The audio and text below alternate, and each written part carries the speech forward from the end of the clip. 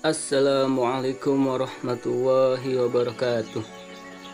Selamat datang di pelajaran sejarah Indonesia untuk pertemuan pertama. Pada pertemuan pertama menjadi wadah sebagai wadah perkenalan pelajaran sejarah Indonesia di kelas 10.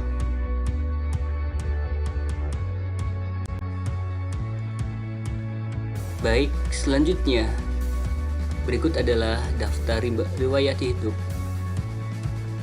Saya adalah Fadil Husain, biasa dipanggil Ustadz Fadil.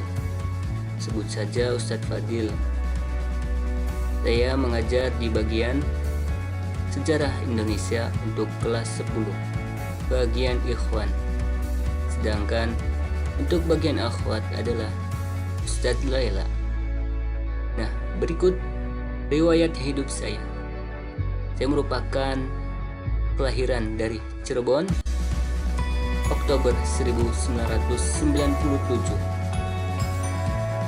Menempuh pendidikan formal di Universitas Siliwangi Tasikmalaya, Jawa Barat, dan lulus pada tahun 2020 dari jurusan Pendidikan Sejarah, dan pernah juga menempuh pendidikan pendidikan non formal di Pondok Pesantren Al-Quran Nurul Arif Salim Tasikmalaya. Saya rasa daftar riwayat hidup sesingkat ini semoga mudah dipahami oleh antum sekalian.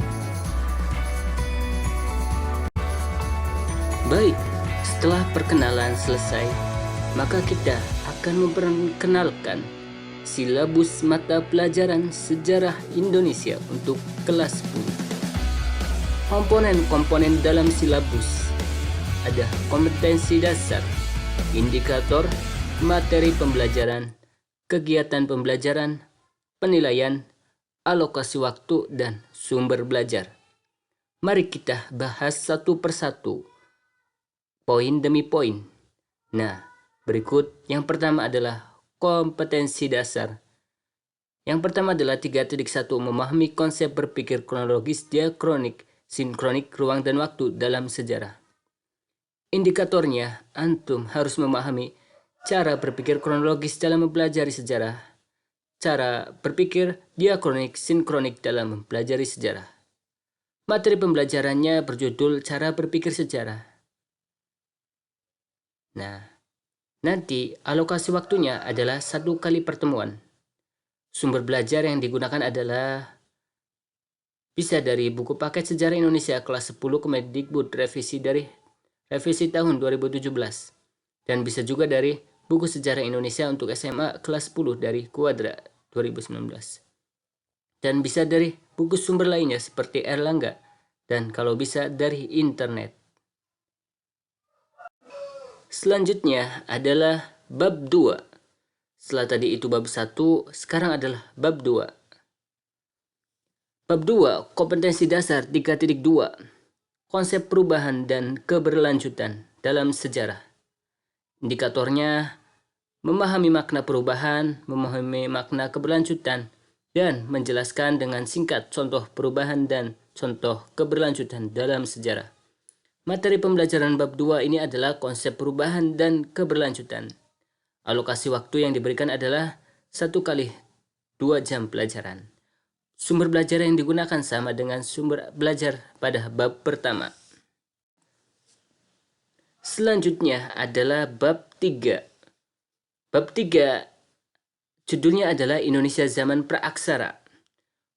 Kompetensi dasarnya 3.3 menganalisis kehidupan manusia purba dan asal-usul nenek moyang bangsa Indonesia, Melanesoid, Proto, dan Deutero Melayu. Indikatornya, antum seharusnya mampu menguasai mengidentifikasi kehidupan manusia purba melalui buku teks yang dibaca atau dari sumber lain, memahami peta persebaran asal-usul nenek moyang bangsa Indonesia, memahami asal-usul nenek moyang bangsa Indonesia, serta memahami corak kehidupan masyarakat pada zaman praaksara. Judulnya dalam materi pembelajaran ini adalah Indonesia Zaman Praaksara, awal kehidupan manusia Indonesia. Di antara materinya Ada submateri berikut: manusia purba, asal-usul nenek moyang bangsa Indonesia, corak kehidupan masyarakat dan hasil-hasil budaya masyarakat, serta nilai-nilai budaya masyarakat. Alokasi waktu yang diberikan pada bab ini adalah 8 kali atau 8 minggu dengan 2 jam pelajaran umumnya. Sedangkan sumber belajarnya sama seperti di bab pertama. Selanjutnya, bab 4 adalah bab Indonesia zaman Hindu dan Buddha.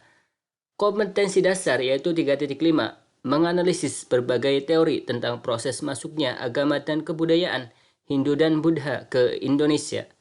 Indikatornya berupa memahami teori-teori masuknya agama dan kebudayaan Hindu dan Buddha ke Indonesia.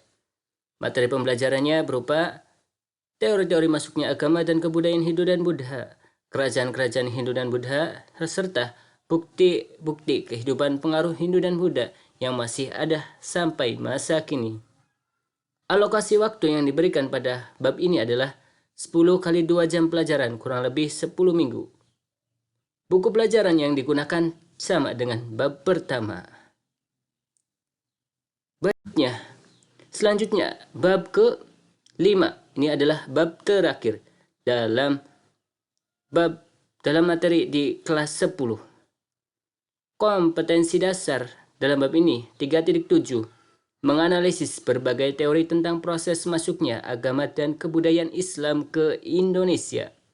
Indikatornya, antum harus memahami teori-teori masuknya agama dan kebudayaan Islam ke Indonesia, serta ada indikator lainnya.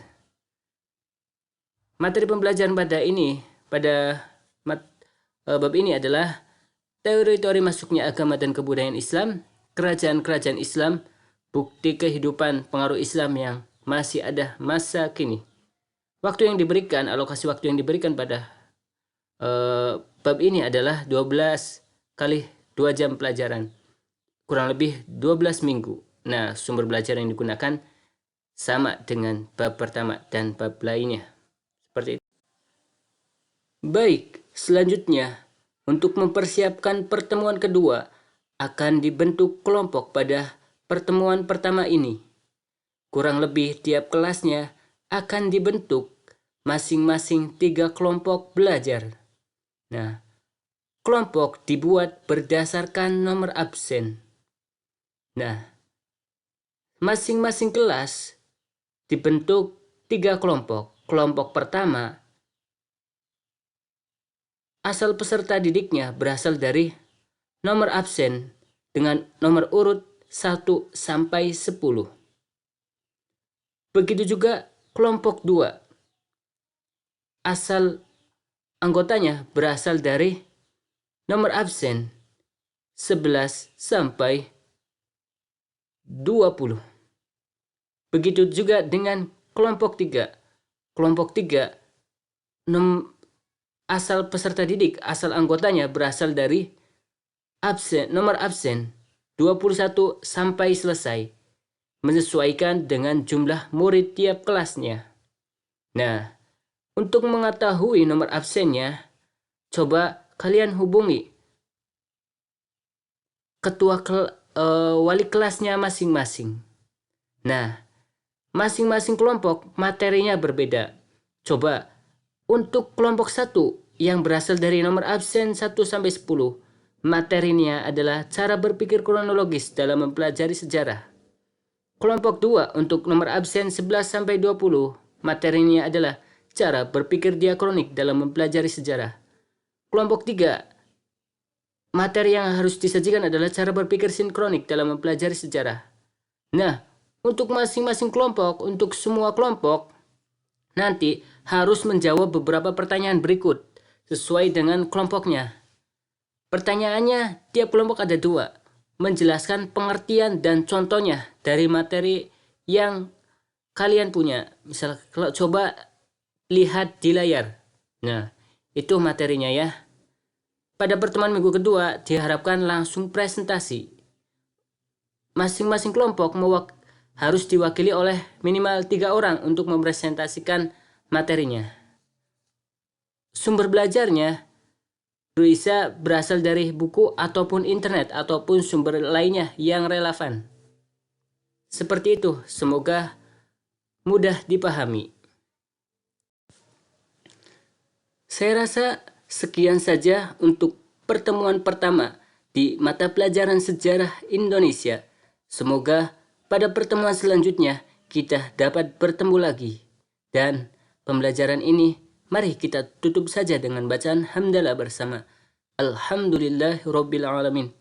Wassalamualaikum warahmatullahi wabarakatuh.